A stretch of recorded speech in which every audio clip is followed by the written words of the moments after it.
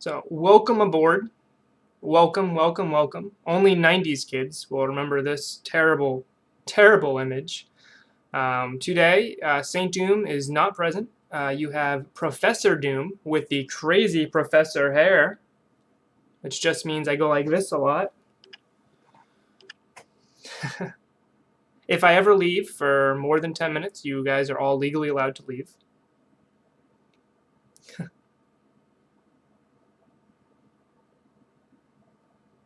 Yeah, I'm really excited about War popping up.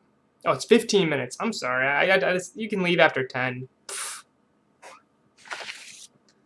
So a big thing I wanted to cover today, and because I think it's important, is that there's a specific lexicon. X-Men media. I would Professor Doom is. I mean, why can't we have a Professor Doom in the Marvel universe? That would be phenomenal. An X-Men hero slash villain. All right. Yeah, I'm just gonna have to change my name.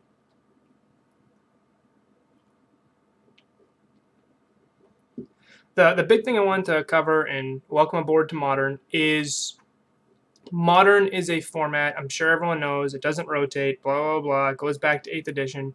Anyone who's watching this video already knows that. Anyone who's on the stream already knows that. The big things I want to cover today are lexicon. I think it's really important that everyone understands the base lexicon. The first thing I want to mention is tier list. Now, everyone talks about tier list as if it's a bunch of different things. In Modern, tier list is a weird phrase. So tier list usually refers to anything except for magic. Tier list refers to power level. If you're talking about who would beat who in the MCU, does Thor beat Captain Marvel? They're both, planet busters or something. And then the Spider-Man, he's the strongest street tier. Tier is popularity. Absolutely, Garrett. 100%. Tier is how much something is played. So when people say, hey, I want to play a deck that's not tier, or hey, I want to play a deck that, oh, hey, do you think my homebrew's tier 1? Well, no, your homebrew will never be tier 1 unless you get 5% of the population of modern players to play that deck. And if we look right here, according to MTG Top 8, the tiered decks are Phoenix, Humans, Affinity, The Rock, Death Shadow. I would rate anything with a 5% saturation to be a tier 1 deck. Anything that's hovering in that 2 to 3% would be tier 2, and then everything else is kind of a tier 3 or less represented. Yeah, it's totally different than standard tiers because standard is a much smaller meta. The big thing about Modern, and what I love about Modern, is how wide open the format is. You can just show up with a deck you know very well to a meta that isn't even kind to your deck, and you can still walk away with an invitational qualifier win, with a 10K win, for example. As long as you know your deck and know it very, very well, you can do well in Modern. But it isn't just knowing your deck, it's knowing Modern. And Modern is this constantly shifting meta. Now, there's always going to be some staples. For example, I believe Arclight Phoenix, without a ban, is going to be the #1 played deck until something changes. But there's a bunch of decks that have always been competitive since their onset. It's Humans, Affinity decks, some form of Tarmogoyf Thoughtseize deck. Those are Tron, blue-white, some sort of blue-white X control deck, Dredge, some sort of Scapeshift deck. These decks have always been competitive. So you have to know how your deck that you know how to play very well fits and matches up against all of those decks. But you also have to know this entire list if you want to be a master of Modern. If you want to be a master of Modern, you have to know how your deck plays against every deck. Because you can go to a tournament and say, oh, well, 20% of the meta is Arclight Phoenix. I know that. I'm ready for that matchup, and then not play against Arclight Phoenix once. I 100% agree. What I love about Modern is what a lot of the detractors of Modern point out. which is what McKenna just pointed out. A lot of people would argue that Modern is, the problem is that it's so open. You can't build a sideboard for everything. 100%, which is why you start seeing this burst towards linear decks. Because game one, you want to be able to establish your game plan, and then post-board be able to react to your opponent.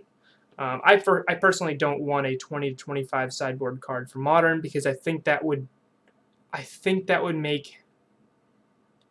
break certain decks. For example, I think Amulet Titan would be almost unstoppable if it had access to a larger sideboard. I also love Collected Company for the same reason. It can target specific hate cards and only use one slot, maybe even 2 slots in your sideboard, where other decks would be like, ooh, I need 4 to really want that effect, because you have control, you have the ability to tutor up certain cards.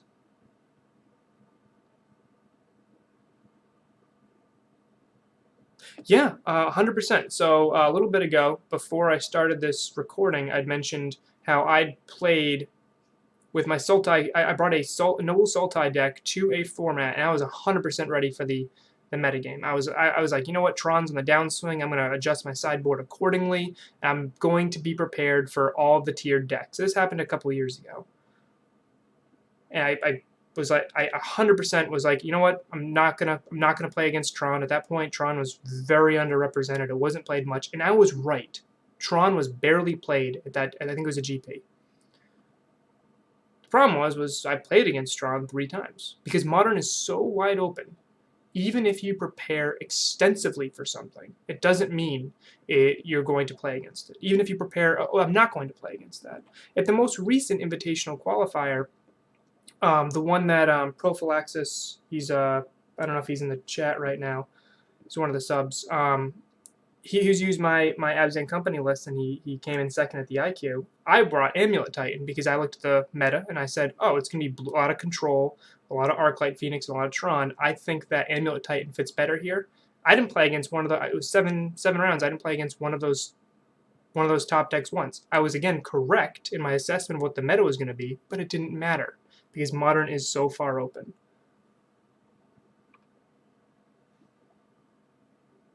Nightfall is great. I'll jump to that in a second. So just to summarize, tier list means how much it's played, not how powerful it is. The reason why Modern is so wide open is because a deck like Elves is very powerful in Modern, arguably underplayed. Infect is at 1% of the meta, and it might be one of the best decks in the format. It is tier 3 according to our tiered list. It doesn't mean it's less powerful.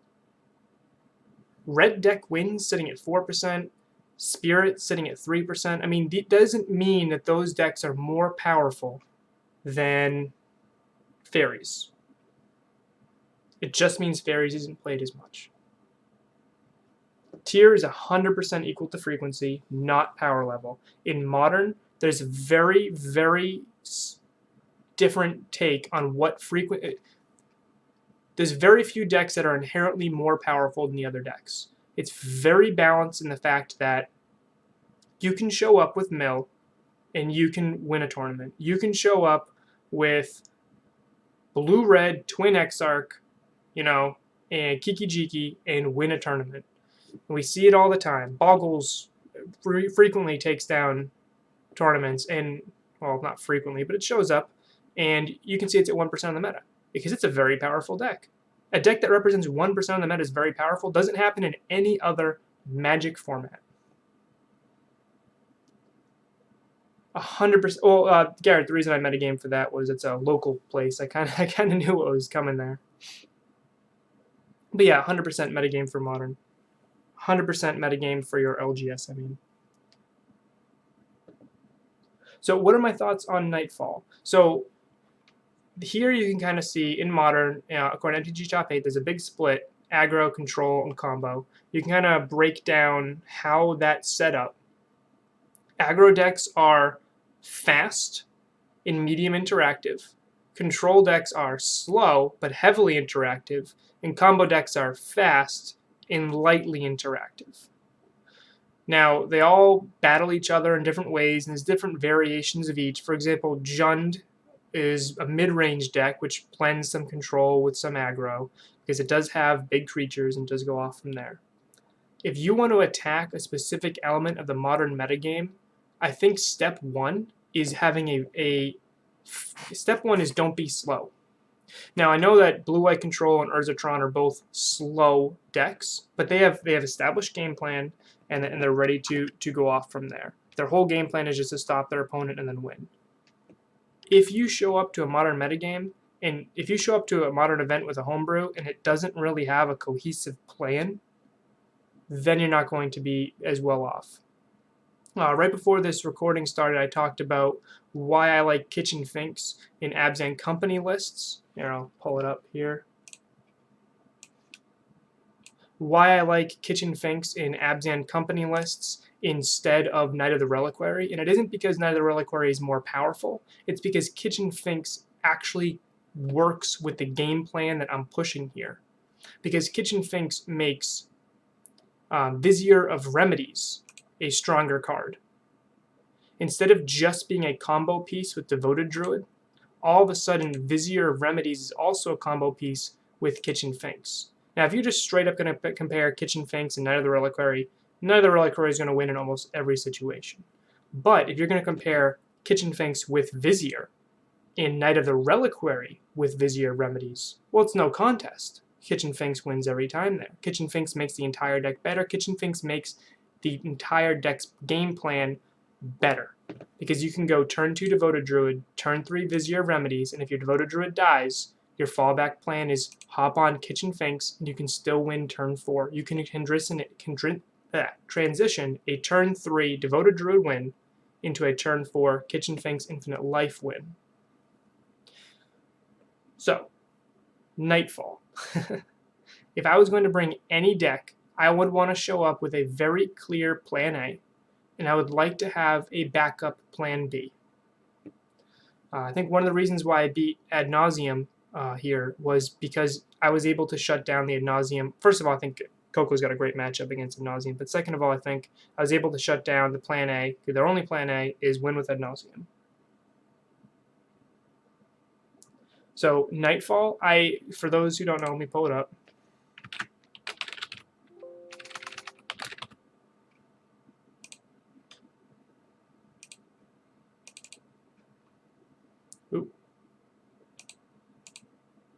Nightfall is an underplayed deck for how powerful it is. The problem I have with it is I think it's just a worse version of Devoted Druid decks generally. The way Nightfall wins is you want to drop a Knight of the Reliquary, maybe even turn 2 off of a Mana Dork, and then you want to drop a Retreat to Coral Helm. And you can then cycle through almost every land in your deck and make a very large, sometimes even like a 25 power trample Knight of the Reliquary and attack in and win on turn 3. That is plan A. Doesn't happen very often because the deck isn't as consistent as, say, Devoted Druid decks, because it's missing Court of Calling, it's missing those tutorable the cards that just let you tutor up. I like Nightfall. I think that Devoted Druid decks are just better positioned right now because they're more consistent, they're faster, and they generally do what Knight of the Reliquary decks want to do just a little bit more efficiently. Let me catch up on the chat.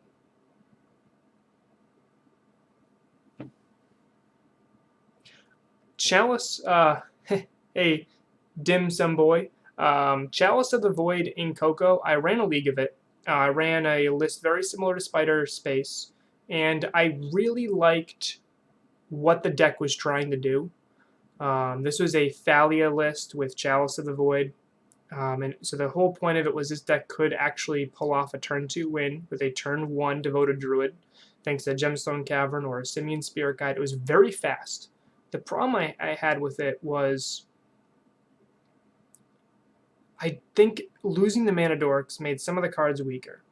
And I also also Thalia made Court of Calling so much worse because you have to pay the Thalia tax, but now you don't have Mana Dorks to help you pay for this because you have Chalice in your deck. I think in the right metagame, and if your deck runs hot, Chalice is pretty sweet in Coco. It also makes one of your worst matchups in Phoenix much, much better.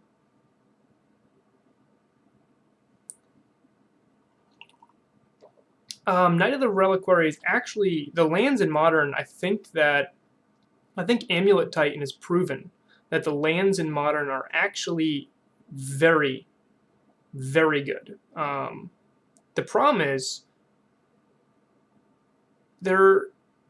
if you're rushing to power out a bunch of lands, Primeval Titan is just much better than Knight of the Reliquary. Primeval Titan lets you attack and get more lands.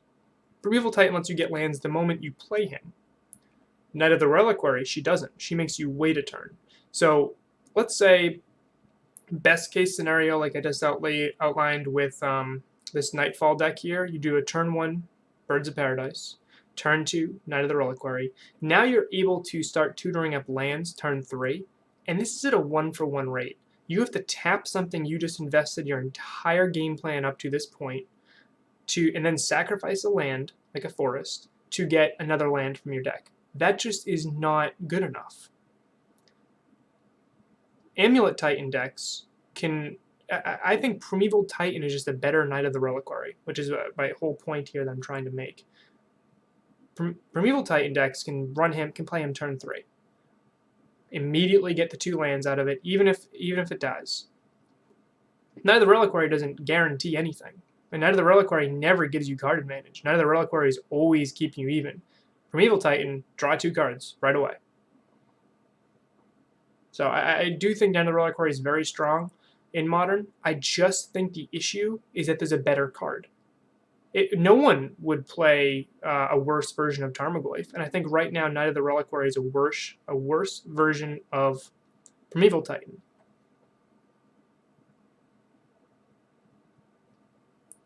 Yeah, if you're in mid-range, you need to do something very, very effective. My favorite mid-range deck right now is my Abzan Company deck, which this is the list I had back in October. It's been tuned since then to be better for the current meta.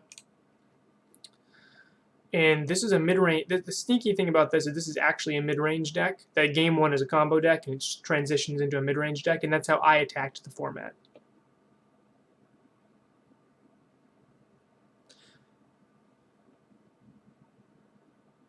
True, Amulet Titan is good because it wins because you're able to ramp harder, but you're ramping into redundancy, right? Amulet Titan can pull off... I've had plenty of wins where I have a 4-card hand, and all of a sudden I have more cards in hand than my opponent, because every Karoo land is secretly card advantage. Yeah, back to ban. Spell Queller is uniquely positioned in the format right now. I don't know if Spell Queller is the reason...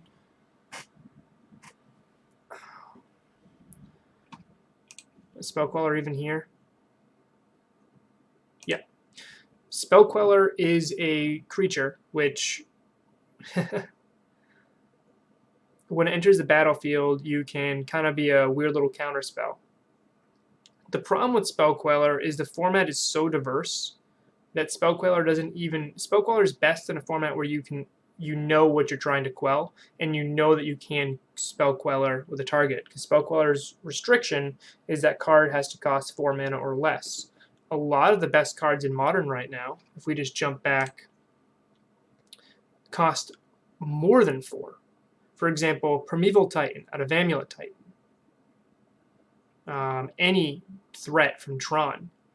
Teferi from Blue-White Control. All those cards cost more than 4 mana. So now all of a sudden your Spell Queller is really just being a tempo card where you're just trying to hold your opponent off balance. And I don't know if Meddling Mage is just does a better job of that.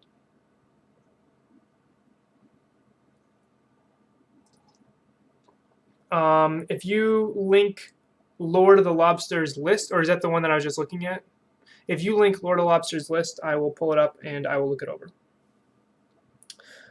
Deputy of Detention is very interesting to me. I think game 1, it's probably fine. I just don't really like it in a format where it's often a liability. I personally am a much bigger fan of cards that are actual solutions to a problem. Like Reflector Mage seems, it just unsummons, but it actually buys you 2 turns against that threat. Spell Queller against Amulet Titan, Spell Queller on a Summoner's Pact is absolutely backbreaking. And against an inexperienced player who's using Engineered Explosives and drops it on 4 instead of converted mana cost 5, because you can use double the color because it is Sunburst instead of X that really matters there. That can be backbreaking too. Sure, 100%. Going on a tangent here, and my mod is keeping me on track here.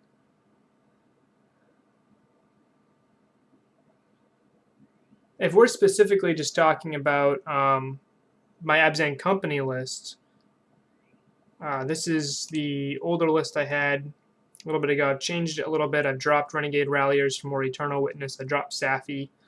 But specifically, what my Abzan company list was doing that other Druid lists weren't doing was secretly being, like I said before, a mid-range deck. You can gain a competitive advantage against a lot of opponents in Modern by being a little bit different than what your opponent expects. So if we go back to the group of everything here, you can gain a competitive advantage by playing a lower tiered deck that you know very, very well, and maybe your opponent isn't as prepared against. So, for example, everyone's going to have a game plan for Arclight, Phoenix, Humans, Affinity the Rock, Death Shadow, any red deck, Spirits, Tron, any of these highly percentage decks, your opponent's going to have a game plan for. Your opponent's going to know, oh, I know these 75 of the last, top 8 deck lists of that. I know what the hell they're going to sideboard. I know how they're going to plan everything. What's great about Modern is you can sneak in with a, here, 2% of the meta, Creature's Toolbox. And what does Creature's Toolbox even mean, right? Like, what does that even mean? It could mean a bunch of different things. Oh, here's my list with Steven. Steven took this. This is my 75 here. Steven took this to number 2 here. So what does it even mean at 2%? Now, if you just look at Creature's Toolbox list, like here's my list right here that Steven piloted. Here's Saheeli Evolution. We're at 2% of the meta, but there's so many different versions of this that it's almost impossible to entirely prepare for it. The competitive advantage you can get by taking a very powerful deck that isn't as tiered, because tier again is popularity, and mastering it and then knowing every other matchup in and out, you can do very, very well. With my list here, I'm a combo deck game 1. Oh, whoop. Let's pull up my current list. Steven ran it. Combo deck game 1. And then you can side out some combo pieces like Devoted Druid and Viziers, and you can bring in removal spells which loop with Eternal Witness. You can bring in powerful individual threats and kind of go from there. Now, when your opponent's siding, the only reason this is effective is your opponent's going to be, you have to anticipate how your opponent's sideboarding against you too. Now, when you are a game 1 combo deck, your opponent's going to be like, oh no, I just lost to Devoted Druid turn 3. How do I beat that? Sides in all the removal. They might even slow themselves down. And then when you're ready when your post-board plan is, oh, I know my opponent's going to side in a ton of removal, I'm going to take out my janky creatures that died a lot of removal, like my Devoted Druids and my Viziers, which when my opponent has a lot of removal, they're going to keep me from comboing anyway. So why not take out my combo cards like Court of Calling and bring in powerful individual cards, which means I can now compete with my opponent on a 1-for-1 basis when before I couldn't. So now when your opponent's busy 1-for-1ing you, all of a sudden you drop a Gideon Ally of Zendikar. All of a sudden you play Eternal Witness and loop a Collected Company. Or you play an Eternal Witness, you path exile their Thing in the Ice, or path exile their Tarmogoyf, and then you play Eternal Witness and buy back path. You can outgrind a lot of decks, especially when their sideboard plan was to accommodate the fact that they were just trying to slow you down. So you can gain a competitive advantage by anticipating how your opponents are going to sideboard against you, and by doing something a little bit different than that. Since most decks in Modern have free sideboard guides you can access online, you can absolutely be ready and be prepared for how most decks are going to be sideboarding. Yeah, I love the EE Engineer Explosives for 5, Sunburst 3. It's just an absolutely fun way to win when you can do something really unique. What I love about Amulet Titan is all the different ways you can kind of like win a specific game. I was just watching Francisco stream a little bit ago, and I really liked, he was like, oh, I really need to gain life, but I really need to attack, and playing around Vesuva and playing everything else there. And he ended up tutoring up Kabira Crossroads to gain life, and he used that, and then he used a Coalition Relic for the red mana, so then he still had the white-red mana needed for Slayer's Stronghold to be able to attack with his prime time, and then cast Vesuva, copying the Kabira Crossroads. He was able to gain 4 life off of that interaction, where he couldn't have done that in a different way. 2 life wasn't enough to keep him alive. Meddling Mage probably does mean humans. I do think humans is very well positioned right now. The reason being is that any go-wide deck is fantastic against decks that lose to go-wide decks. So humans is very good in the hands of any player who knows how to name with Meddling Mage. Meddling Mage is a card where it's 2 for a 2/2 blue-white as it enters the battlefield, which means your opponent doesn't get to respond to it once it resolves. The Meddling Mage player gets to name a card, and that card named can't be played. Which means if they name Fatal Push, you can't cast Fatal Push. If they name Primeval Titan, you can't cast Primeval Titan. There's a lot of different names. A humans player really has to know the best things to name against each opponent and each situation. Oh yeah, McKenna, I saw that line. I immediately like messaged him on Discord. I was like, that was fantastic. Like, sorry, I can't message on Twitch right now. Like, I was watching a little delayed, but I really liked that unique line he pulled there.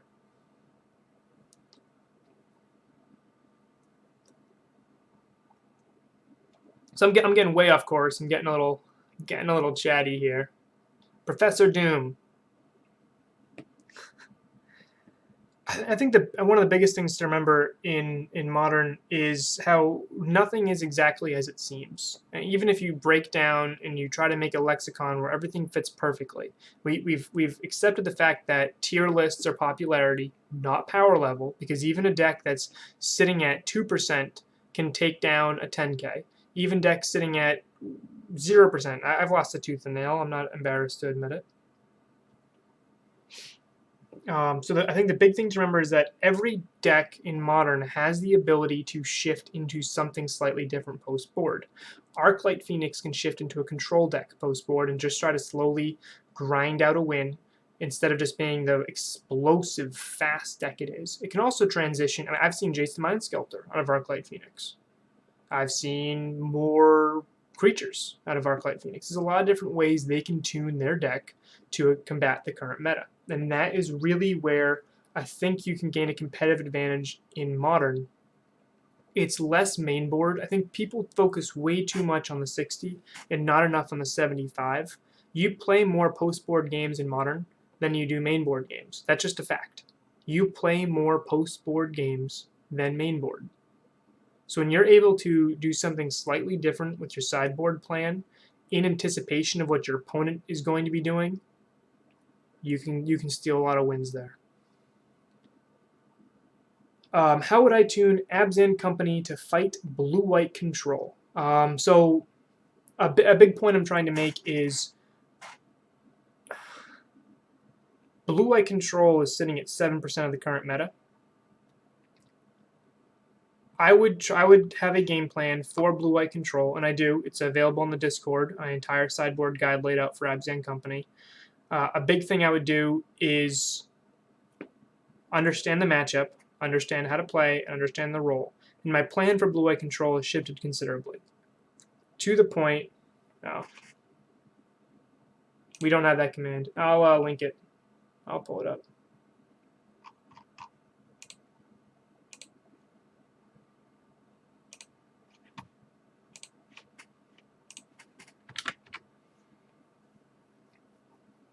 Oh, I think I have this, though.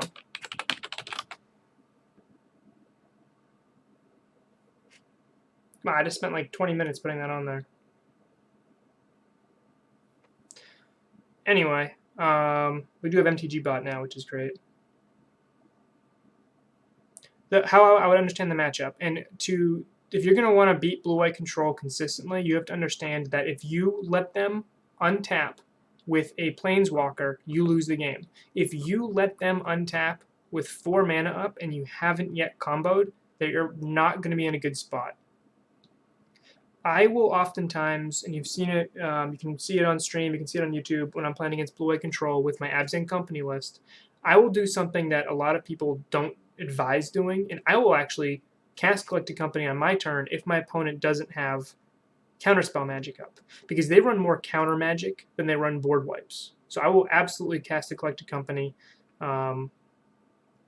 if they can't deal with it right then and there. How if I was going to go to a situation where I knew Blue-White Control was a third of the meta, like an LGS or something, I would probably play a slightly different deck, because you're only going to be 50-50 with Blue-White Control with Abs and Company. You can tune the sideboard. I would throw in way more Assassin's Trophies, maybe even up to 4 instead of the Path to Exiles. And Eternal Witness with Assassin's Trophy is a very good start to beating their Planeswalkers. Instead of Arcbow, you could play 3 mana Teferi, absolutely.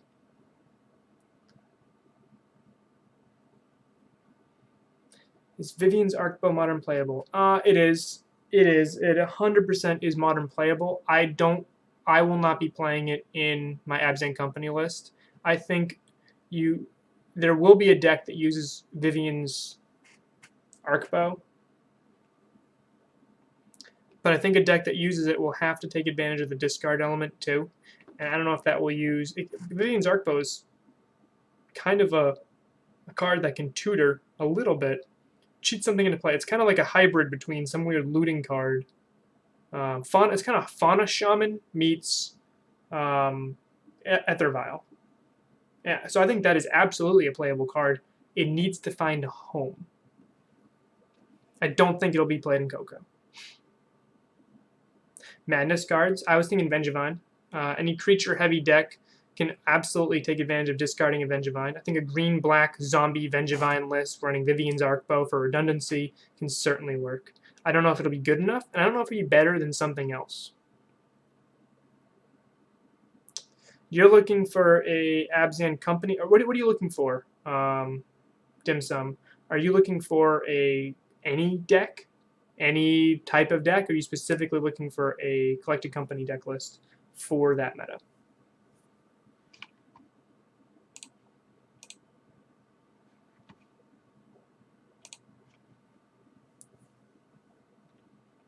Any Collected Company deck. Okay, so the meta is Humans, Strong, Blue-White Control. That is the land of 50-50 matchups. Humans is 50-50 for Abs and Company, and so is Strong, and so is Blue-White Control. So you're going to have a lot of fun because you'll be playing a lot of even matchups, although I personally don't like the gameplay of the Tron matchup. I think it's strictly combo. In that specific meta, honestly, I think Collected Company is not as powerful as the new Finale card. I would probably actually trim Collected Companies for the new Finale card, because you are going to beat your opponents in those 3 matchups. You're not going to mid-range them out. Humans will out-mid-range you. Blue-White Control will outvalue you. And Tron will obviously, if they get to untap with an Ugin, steal the game. So you just really want to drop a Druid on 2 and then try to combo on 3. So Collected Company isn't the best card in that type of meta. Finale and Chord are, because those are the combo cards instead of the value cards. Sigard is not worth a slot in a Abs and Company list. She costs 5 mana. That's a lot. 21 land deck. Shalai is much better. Yeah, in that meta, I would heavily consider Free Win Red or Burn or something to that effect. In the Humans matchup, I trim on Cocos. I don't trim on Cocos in the Blue-White Control or the Tron matchup, because I just need to have more things to help me grab my Viziers after I land a turn 2 Druid in those matchups. And Collected Company is one of the better cards for that. But if I was building a deck just to fight that meta, I would certainly trim Cocos for Finales.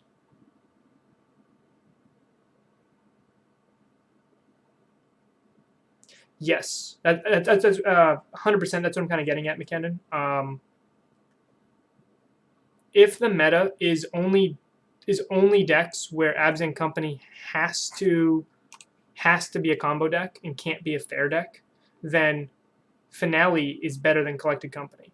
If the meta is Control, Tron, Humans, because Humans we have to be a combo deck because we're not going to outvalue them because they have Meddling Mage, they have Kite Sail, they have too many cards that can interact with our best cards. We're going to be trimming some Collected Companies because Collected Company is not a combo card. Collected Company is a value card, and we need to know the matchup. We need to understand how we're playing and gameplay in the meta. And if the meta is a bunch of decks that we're not going to be outvaluing, then Collected Company is not good enough, and Finale is much better. If you have a hand of Devoted Druid, Vizier, 2 lands, and a Collected Company, are you winning turn 3? Maybe. If you have that same hand, but instead of Collected Company, you're running Finale, you now have a turn 3 win.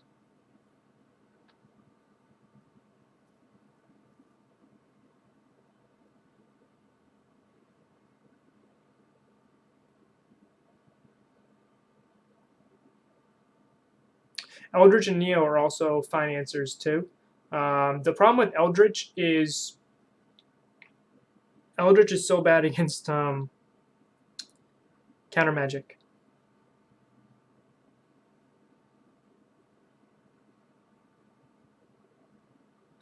So, Dim Sum, you can certainly play my Abs and Company list. The current one is right here. It's Stephen piloted here. In that meta, just be ready for a lot of 50-50 matchups. And if that's what you want, go ahead and do it. This deck is fun. It's great. The problem is Kitchen Finks isn't even great against Tron or Blue-White Control. That's a situation where Infinite Life doesn't win you the game. What matchups do you switch from combo to mid-range? This is, I think, the most important thing to know about Magic the Gathering, and I think it is the best thing to know about Modern. There's a great article out there. I encourage everyone to read it. It's called Who is the Beatdown? There's a bunch of different ways you can summarize it. I will summarize it with this. If you have inevitability, you are the control deck. If the game lasts long, you are going to win. You are not the beatdown. If the game doesn't, if you are not favored the longer the game goes, you are the beatdown player. In those situations, you need to end the game as soon as possible. A classic example of this is Jund versus Tron. The longer the game goes, the more Tron will win. So what Jund wants to do is slightly disrupt Tron and then end the game before Tron can get through the disruption and win the game.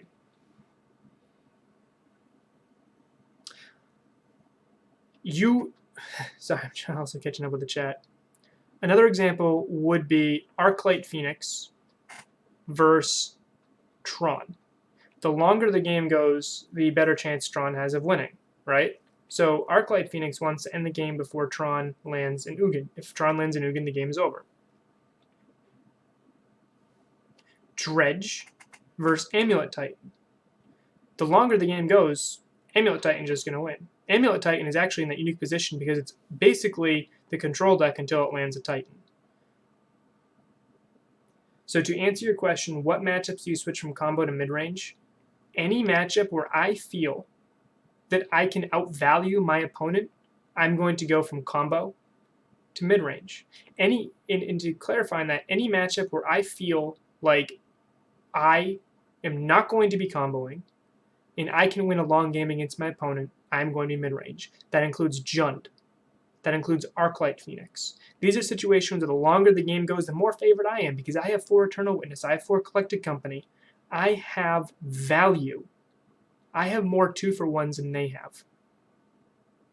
In those specific matchups, my opponent's also going to be bringing in extra removal to stop my combo. That is when I'm switching as well. Now, every deck you play against is going to bring in more removal to deal with your combo. Even Tron is going to bring in more removal for your combo. So I don't want to just say you can transition to mid-range whenever you expect your opponent to bring in removal. That's not correct. You transition to mid-range whenever you feel that it's the best situation for you to win without the combo. I can't beat Tron without the combo. I'm not going to regularly beat them as a mid-range deck. I am not going to outvalue blue-white control with Abs and Company. What does that mean? That means I am the beatdown. I need to end the game as fast as possible because if they untap with a Teferi, if they untap with an Ugin, or even if they play an Ugin, if they do anything like that, the game is over. Against Ad Nauseam, that's probably the best example. You're almost always the beatdown against Ad Nauseam because once they get to 5-6 mana, the game is effectively over.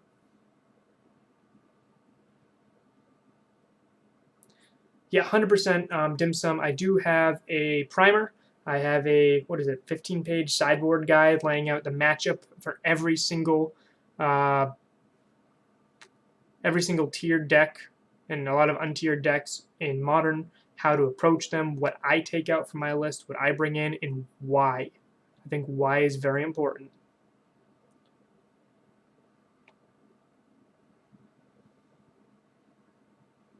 Yeah.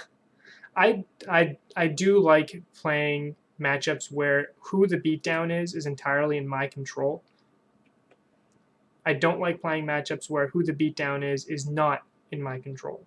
For example, against Control, against Tron, against Ad Nauseam, against Valakut, I am always the beatdown because the longer the game goes, the less likely I am to win.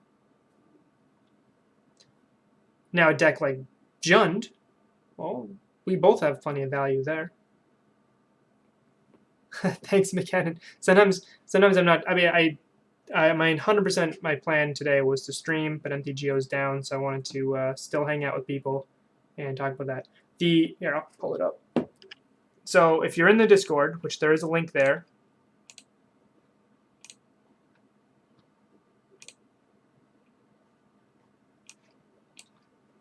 here's a Discord right here. You can go to Sideboard Guides. And here I have my sideboard guide right here. It is currently a pretty long document. I talk about other considerations for different metas.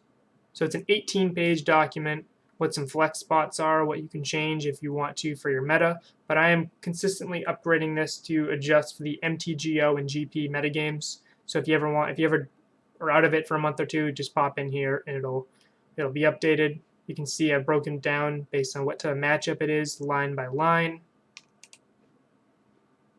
Hollow One, Mono Red Phoenix, Affinity, everything else. Yeah, 100%, Ian. This could be actually way more than 18 pages of a book. I mean, this takes a long time to make. This right here is a culmination of, I want to say, 50 hours of work. So please, if anyone who's using this document would like to, I don't know, subscribe or make a donation to help me continue doing this because it is a lot of work. And I do it for free. I would be heavily thankful for that. And you get the awesome, if you subscribe, you get the awesome greed emote. Who is the beatdown versus Burn? They're the beatdown. Burn is the beatdown against us. We have, the longer the game goes, the better chance we have of beating Burn. My game plan against Burn is to just start dropping collected companies, which or Eidolon can't hit, into extra Kitchen Finks, extra Sin Collectors, and extra Night of Autumns. there it is, the greed. The greed. I'm so greedy right now. So you can see a bunch of different matchups here. How to game plan. You can see I'm a big fan of something I call fluid sideboarding. I think that you need to recognize that every matchup isn't the same. Every player isn't the same. And you can play the Abs and Company versus Jund matchup 100 times, but their deck list might be slightly different, whether or not they have Anger of the Gods, whether or not they have Grafdigger's Cage, whether or not, and you can get a feel for that based on just playing against the opponent. You can get a feel for that just knowing the matchup, knowing how the opponent's playing. Maybe they lost the Druid combo, didn't see Finks. Maybe they're not going to bring in, maybe they're not going to be as ready for Kitchen Finks. Maybe they lost to Kitchen Finks and didn't see anything else, and you know that they're going to be bringing in ways to beat Kitchen Finks.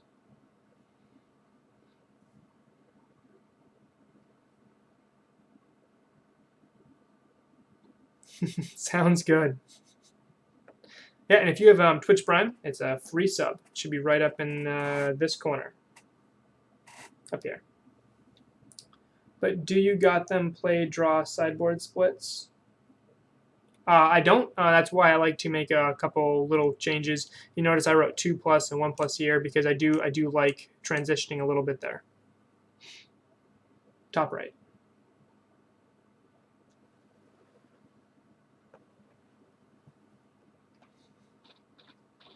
So to jump back on course,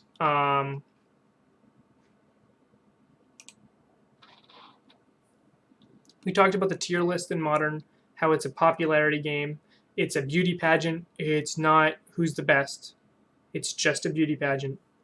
We talked about a little bit of the difference between aggro, control, and combo, but not really too much. Just basically the level of interaction and speed differences. How aggro is fast, medium interaction. Control is slower, with a lot of interaction. Move my hand the wrong way. And combo is fast with usually low interaction. Yeah, we are not tiered. We are tiered 3. We are ugly. Look at this. Look at this mad scientist hair I got going on this morning. 100% Blade Man. I do think I think an important thing to know about Modern when you're playing it is that a lot of the age-old adages are wrong. Bolt the bird, wrong. Bolt the bird is so wrong right now. Sure, you may catch your opponent on a 1-land hand and you might win the game because you bolted the bird. But most people aren't running Bolt right now. They're running Fatal Push. They're running Path to Exile. Wouldn't you rather spend your valuable removal spell, unless you have a lot more in your hand, but wouldn't you rather spend your valuable removal spell on their actual win condition? I don't know how many games I've killed a Jund opponent turn 3 because he bolted my bird and then didn't have a bolt for my turn 2 Druid, and then I got to untap with Druid and just win the game. Bolting the bird is only advisable if you have more removal, or if you can't deal, or if you're afraid of whatever their turn 3 play is. I think Bolt the Bird is terrible advice right now in Modern.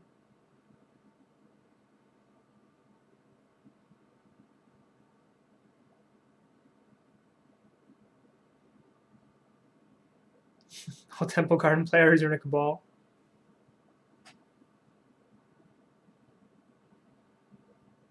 Yeah, 100%. You can build, if you want to game plan, you can 100% build a list for your local meta and then build one for the global meta. That's very good advice, Blade Man.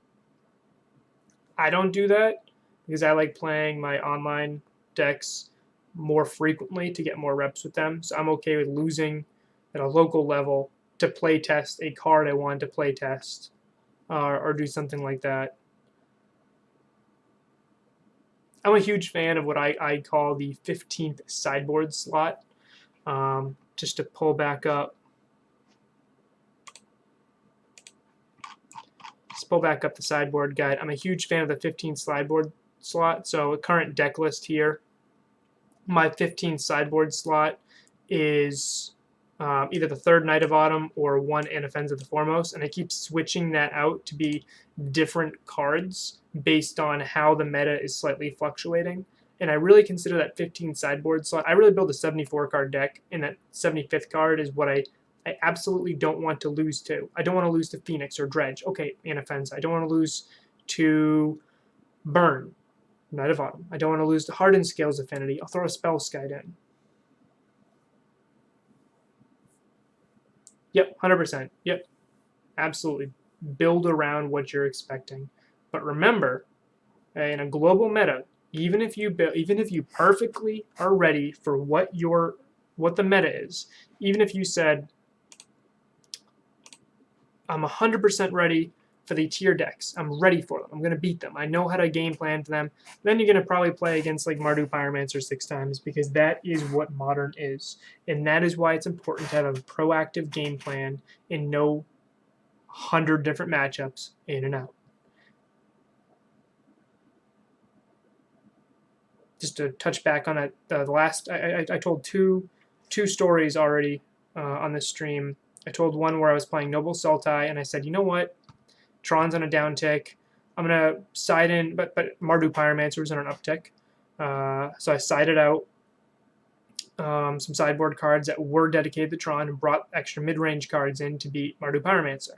And then I played Tron 3 times. Even though I was right with the meta guess, and Tron didn't even, like, day 2 of that event, I still happened to help out those Tron players.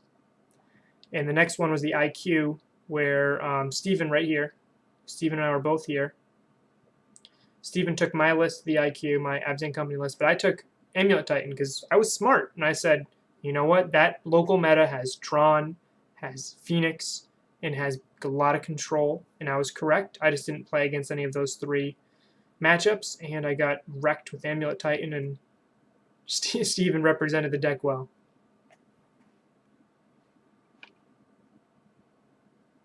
What are heavily favored matchups for Abzan Company? Let's pull my list up again. Oh, actually, I'll just go through the meta. Phoenix is bad. Humans is even. Affinity is even. The Rock is even to slightly favored, as long as you know the matchup very well. Grixis Death Shadow is actually one of our best matchups, even though it's oddly enough weird. And I think it's because a lot of Grixis Death Shadows don't know how to sideboard against us. I think they sideboard too heavily to be an interactive deck, and they lose their speed. And we only lose to Grixis Death Shadow when they keep TBR stubs and win with a fast card. They need to stub or Path to Exile, and then TBR through our Kitchen Finks blockers. Any red deck centric red deck wins. I assume this is a burn aggro decks we're favored against. Spirits we are slightly favored against. Taxes we're favored. Eldrazi I think's even. Hollow One we're favored. Jund, as long as they don't have Anger of the Gods, we're favored. Merfolk we're favored. Boggles we're favored. Abzan I think we're even. Martyr Proc we're favored because it's easy to beat Infinite Life with the Ballista. I'll jump down to Tron is even, Control is even, Prison we're favored, Jeskai we're unfavored. Dredge we're favored, Amulet Titan favored, Valakut we are unfavored because I assume they have Anger of the Gods, and if they don't, then we win. Ad Nauseam we're favored, the Mirror we're even, Storm we're heavily unfavored. So you can see the matchup's really good for Abzan Company, which is why it's starting to see a resurgence. It's just that the bad matchups, there's only a few really bad matchups, and the biggest one is sitting right here at 13% of the meta. That's the problem that Abzan Company has right now. Oh, I was pulling up a list. Oh, Antoine's list. I've played against him a few times. Actually, it looks really fun, which is probably why Antoine keeps playing it. I've long wanted to make a Collected Company deck that ran like Tarmogoyfs, just because I love Collected Company. I love Tarmogoyf. It just will never work because Tarmogoyf needs more card types, and Collected Company just wants creatures. And this, I think, is the closest thing you can get to that. Like, Collected Company into a Knight of the Reliquary and an Anafenza just seems like a Collected Company effectively into a Tarmogoyf. Oh, this deck is so slow. Yeah, this is if you want to play like a mid-range deck and Collected Company, this is the deck to do it. This reminds me of a Taxes deck without the taxes. There's a few taxes. Tide Hollow, Flicker Wisp. That's not really, that's just a removal spell. I think this list looks fun. I'm not gonna be playing it at a competitive event. I'll stream it, but I just won't be playing it at a GP or anything. Yeah, this reminds me a lot of my Scoutfall deck. Very, very fun. Super, super fun. It uses the Nightfall shell with Secure a Tribe Scout, Oboro, and Retreat to Coral Helm. And that 3-card combo can make infinite landfall, which with Lotus Cobra makes infinite mana, which Courser of Crufix makes infinite life gain, which Tireless Tracker makes infinite clues. And if you have a combination of those, you can draw your entire deck until you get to Archangel of Thune, and then make infinitely sized creatures with the life gain off of Courser, and then attack in and win the game. You can also actually scry infinitely too if you have an extra retreat in that combo. Back to Boomerang Tribal. I really respect your Boomerang Tribal deck. What would the meta need to be for me to play this over conventional Abzan Coco? Slower. Not even Control and Tron slower. More Jund. I think Jund running like a bunch of Anger the Gods. I would probably run this over. Like if Jund ever became tier 1 again. But even if Jund became tier 1 again, I think Kitchen Finks is pretty good there too. Yeah, this is a pile of bulk rares.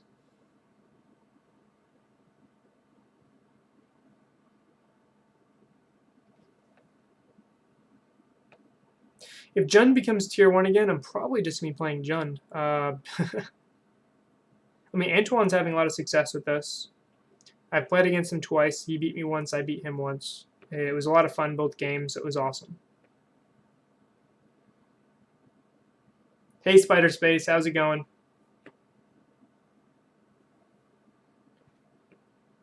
Yeah, I mean, Flicker Wisp is phenomenally it is very, very powerful.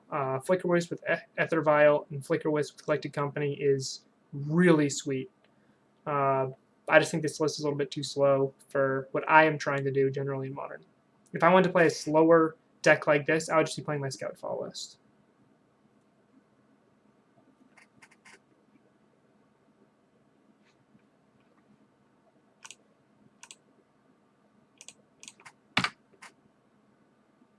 MTGO is still down. So to summarize, again, tier list is popularity. There's a bunch of different styles of decks here between aggro, control, and combo, and their level of speed and interaction is what really defines them there if you want to make a uniform lexicon. But no one deck fits perfectly into another slot. I think the best way to define Modern is by what is readily played and what's played in most decks. I think Modern is a fetch land first format, and then Modern is a proactive format that uses fetch lands. The big cards that are kind of the why do I play some cards and not play others, it's because of certain situations. Like I talked to a little bit about the Kitchen Finks versus the Reliquary debate. I think removal is a huge answer. The reason why Tarmogoyf is still one of the most played cards in Modern is because it dodges a lot of the format's removal. Yeah, I mean, Antoine beat, like, we're 50-50 right now, which both games are really close. They were a lot of fun. He could beat me the next 6 times, and I'd probably be okay with it. His deck is sweet. He knows how to play it, which is really a really important thing in Modern. It's just not what I'm gaming for. Am I going to play any Neoform Druid? If anyone's got any sweet lists, I can try that out. I do have that donation queue, which is right below. So if you submit that, I'll look it over, and as long as I like the deck list, I'll play it. Any Collected Company style deck list, I'll probably just straight up play. Saheeli lists, I'll probably try also.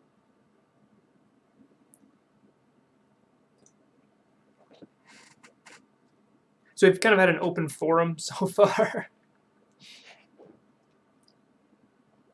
Talked a lot of Abzan Company. I think a big reason why mid-range has fallen off the meta a little bit right now is the answer to threat ratio isn't great. And I know mid-range recently got Assassin's Trophy, which is a phenomenal card to combat really anything. But the problem is that the format, once Trophy got printed, became polarized to cards that Trophy is good against and cards that Trophy is bad against. Trophy is excellent against cards like Tron, Control. It's even pretty good against a deck like Amulet Titan and Valakut, as long as you can pull up a Valakut land or a Primetime. It's actively bad against decks like Dredge, Phoenix, even Humans, because it is really bad against Burn and Storm. You really don't want your answer to be something that ramps your opponent when your opponent can use that ramp right away. Yes, I also think Knight of the Reliquary is going to get a huge boost. I've been actually, I actually talked about how Knight of the Reliquary is in a higher power level than Kitchen Finks. The reason I play Kitchen Finks is because Kitchen Finks elevates the power level of Vizier remedies, and I think the combination of having like Vizier's boost with Kitchen Finks being pretty powerful is better than just having a slightly more powerful Knight of the Reliquary card. Plus, Kitchen Finks works within my game plan of transitioning from a turn 3 Druid kill to a turn 4 Finks kill. So I just checked again. MTGO is still down. We can keep talking. We can stream a little bit. Let me know what you guys want. And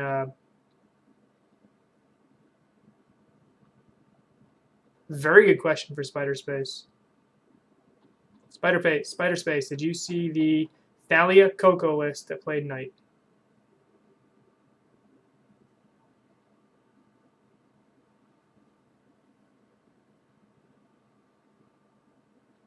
I'm not sure yet. I'm hoping to stream today.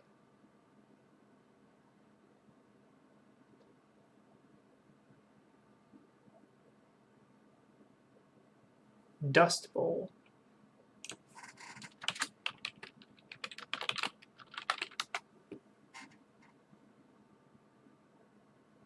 Do you have a copy of that list? An Honest Thief?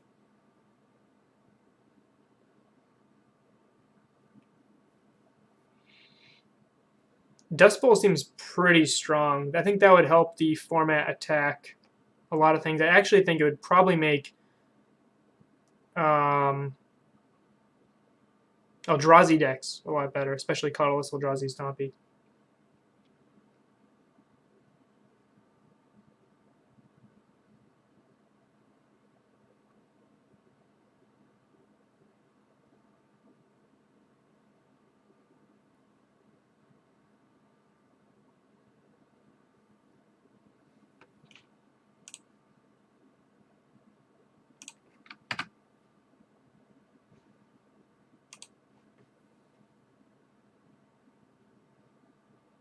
I mean, Ghost Quarter is already a bad wasteland, right? And Ghost Quarter is phenomenally powerful.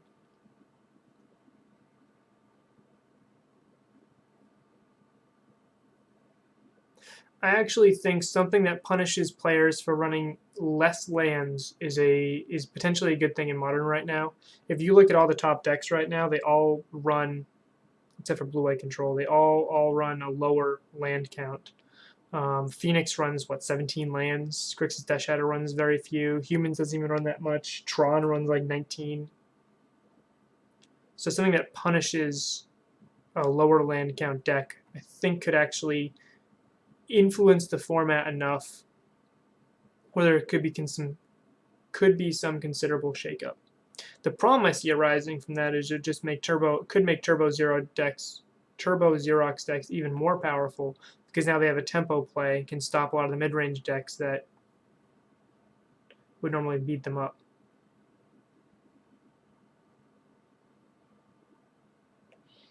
True.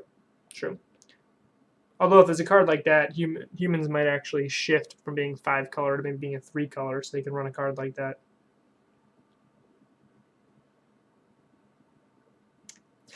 As an Amulet player, I'm also biased against good land destruction. But I do think it's important in the meta right now.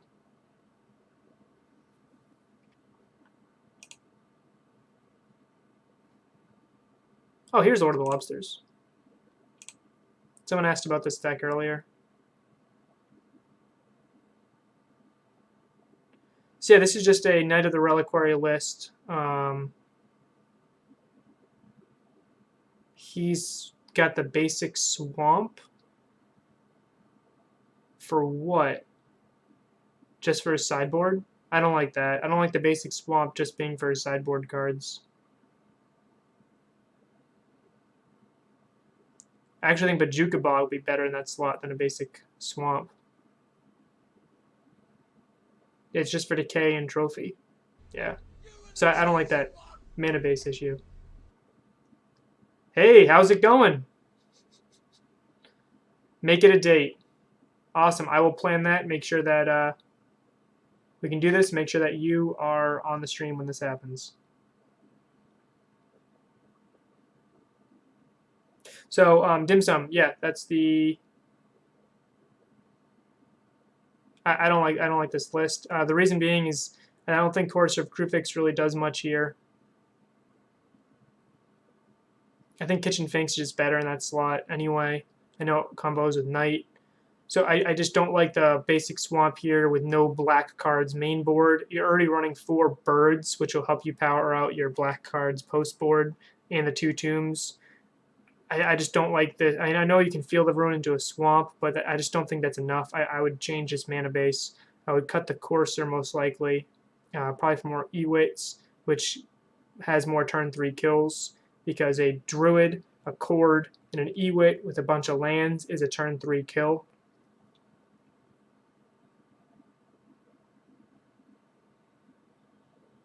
When do you play Voice and Renegade Rallier? So I showed my old list here, which ran Renegade Rallier and a Voice of Resurgence main. I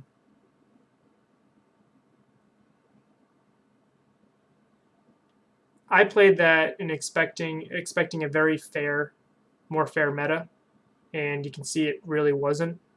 I played against 8-Whack, I played against Dredge, and then I played against Ad Nauseam. So I ended up siding that combo out quite a bit.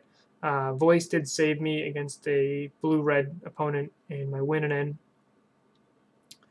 What I liked about that was the plan was to go turn 1 Seer, turn 2 Voice, turn 3 Renegade Rallier, buy back the Voice, get a free Scry, and just have a really oppressive board state from that point forward.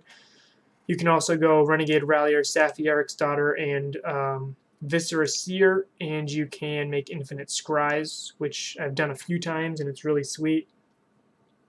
The meta is too fast for that combo. You're much better off having Eternal Witnesses right now. The Eternal Witness, like I said, seems like a slow card, but it actually increases the number of your turn 3 and turn 4 wins.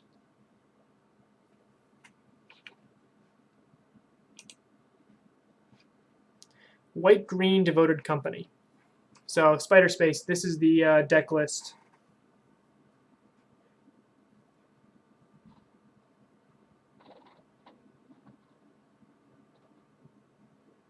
So Simian Spirit Guide and Chalice.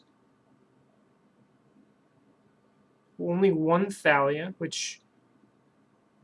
and cut a cord. This is interesting. So instead of running the Eldrazi package, like in Thalia Taxes, this deck list is running Knight of the Reliquaries with the Devoted Druid package.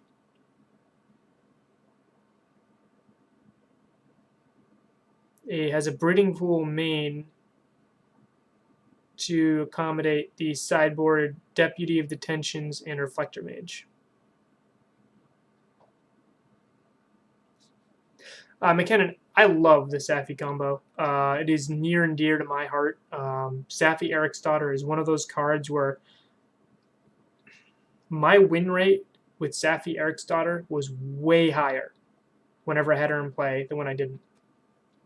Part of that, I think, was my opponent had no idea what the heck I was doing. It's kind of like when it isn't powerful enough to see too much play in Modern, but I won so many games with Safi Eriksdottir just being able to do unique things. For example, in that 10K, I was able to beat my 8-Whack opponent at one point by I had Kitchen Finks, Seer, Safi Eriksdottir in play, and they went for it. They tried to kill me, and I went, I blocked, sacrificed Kitchen Finks, gained 2 life, scried down, sacrificed I blocked with Safi too, sacrificed Safi, target Kitchen Finks, and then I just made this big loop. I was able to gain, 6 life off of that one little interaction, and I was able to block 2 my opponent's creatures, gain 6 life, and I still had a Kitchen Finks as a 2/1 and a Viscera Seer, and I scryed a bunch, scried me to a Collected Company, which won me the game. It was a really cool interaction. I liked it a lot. I have it all on video on my YouTube channel.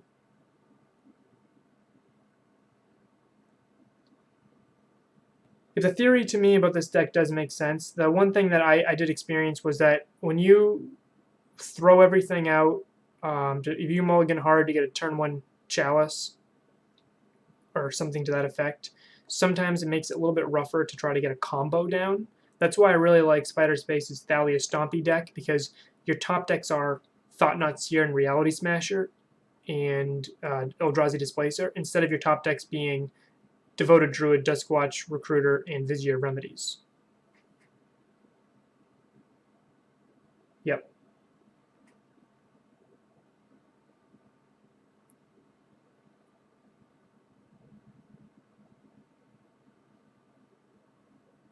%100% agree with you, Spider Space. I would rather have Bugler in this spot. And I actually wasn't a big fan of the Collected Company Chalice deck. I think the Thalia Stompy deck just exists in a space that's just simply a better version of what this deck is trying to do.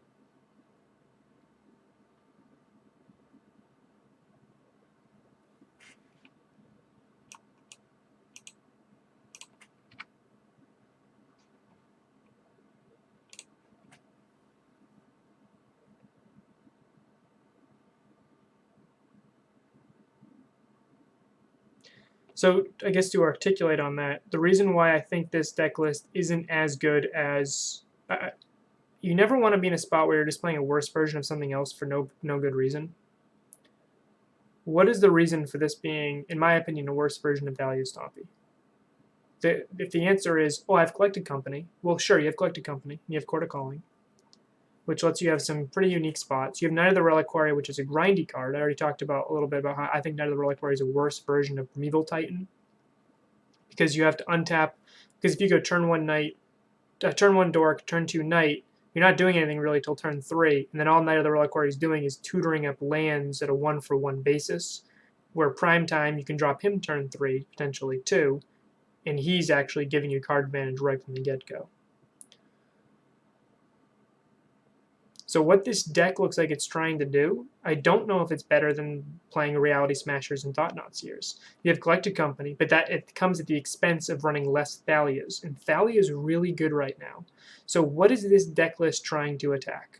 It wants to do a turn 1 Chalice, which is very good in the format right now. But beyond that, what is it really getting advantage of? I guess you can play a turn 2 Tireless Tracker and then drop a fetch land. Sure. But I think if you're going this Chalice route and this turn 1 Simian Spirit Guide route, you really want a bunch of plays you want to do turn 1. This has Devoted Druid, sure.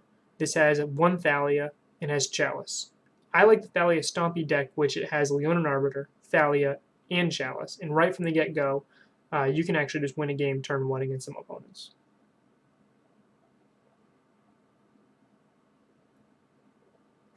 Yep, Serum Powder could work. It's been nerfed a little bit with the new MTGO rules, though.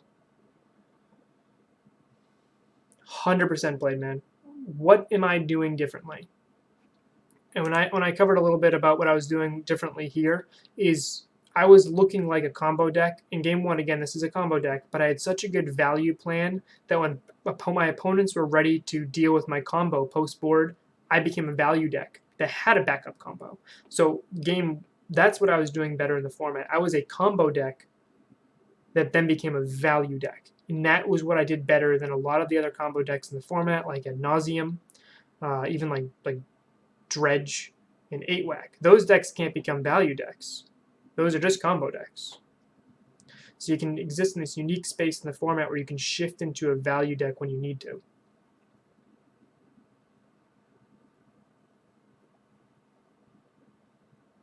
Yep, Spider Space, 100% agree. Druid can close the game faster than Reality Smasher and Thought-Knot Seer. I just don't know if that's Magic Christmas Land. And when I was playing the list, I did have like a couple turn 2 kills, and it was phenomenal. But it was easily disrupted, and it's a lot easier to kill a Devoted Druid than it is to kill a Reality Smasher. And its draws are so much less clunky. I think when you're top decking Displacer, Smasher, Thought-Knot Seer, I feel that's so much better than top decking. I mean, unless you're top decking exactly Company, but even Company, I think one time I was playing. I think one of my streamed YouTube videos, I was playing the deck. I top decked a Company, said yes, cast Company, and it was like Vizier, and Duskwatch Recruiter. And I was like, oh, that doesn't actually do anything. If that was a Thought Knot Seer, it would have done a lot more.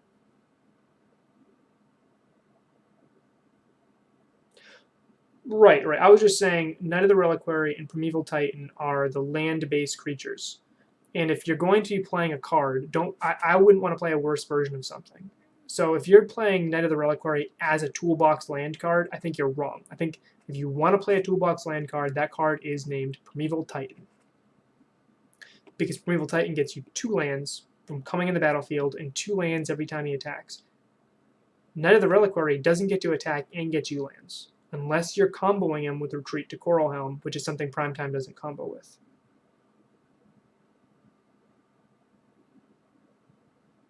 Oh, I really liked the brew, Spider Size. We were chatting about it, which is why I invited you to the Discord. We were chatting about it for a while. We were like, oh, this could be the thing that solves the Phoenix matchup. And I think it does. I think it makes the Phoenix matchup much better because Chalice on 1 shuts down a lot of what they're trying to do. The problem is, though, Phoenix is siding in a Braids anyway against us to stop a lot of our creatures. So they're hitting the Chalice there.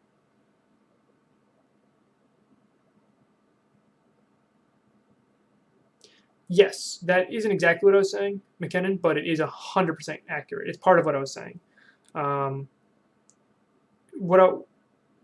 I guess to further articulate, if you're building a land matters deck, if you want Bajuka Bogs and you want to be able to tutor up different lands, solve different problems, Knight of the Reliquary is not doing that. Knight of the Reliquary is too slow in Modern for that. Knight of the Reliquary is let's say you drop him turn 2, you get to use him turn 3, and then you can't attack with them and use them. So now you're in this weird slow situation where you're tutoring up a very specific land, but you're also 1-for-1ing, you're not actually gaining much value there. If you want to make a land matters deck, toolbox land deck, Primetime is just a much better version of that. The reason to play Knight of the Reliquary is if you're playing a card like Collected Company. If you want to play a card like Retreat to Coral Helm.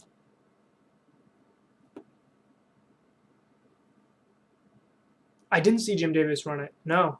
What was it? I was watching a Jim Davis stream a bit ago, and he was playing against Abzan Company, and he punted so hard. I was like, no, don't do that. He bolted a bird and then died to a druid when he had the bolt in hand. I haven't seen him. I haven't seen him since that. That was like a month ago.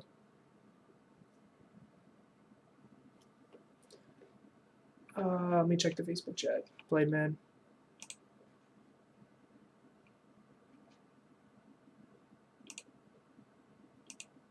Oh, must have been a bit ago.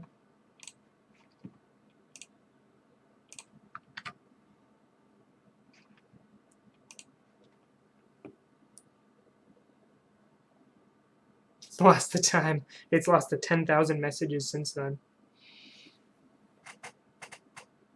So what do you guys think? What do you want to do here? Kind of had almost 2 hours now of chatting about different things about Modern. It's been, I think, a fun conversation. I've had a lot of fun. Do you guys want to keep chatting? Do you want to do some arena? All right. Any last questions? I'll obviously still answer the questions before I end the YouTube recording. Quick summary. Tiers in Modern are popularity. It's a beauty contest. Just because your deck isn't tiered doesn't mean it's not powerful. If you just look at this top 8 here, granted it's from October, but none of those decks are really tiered decks except for Dredge. Why do I have bedhead? Because I showered last night and went to bed with wet hair, and I have beautiful bedhead. I don't know how long it's down for. It's really frustrating. I wake up Wednesday morning, I'm like, yeah, I'm going to stream. I want to play some decks, blah, blah, blah. And then it's just like, well, it's almost lunchtime, and I haven't been able to play yet. All right. Well, hope you guys had some fun with Professor Doom. I'm actually going to end the stream and then restart it, so I'll be right back.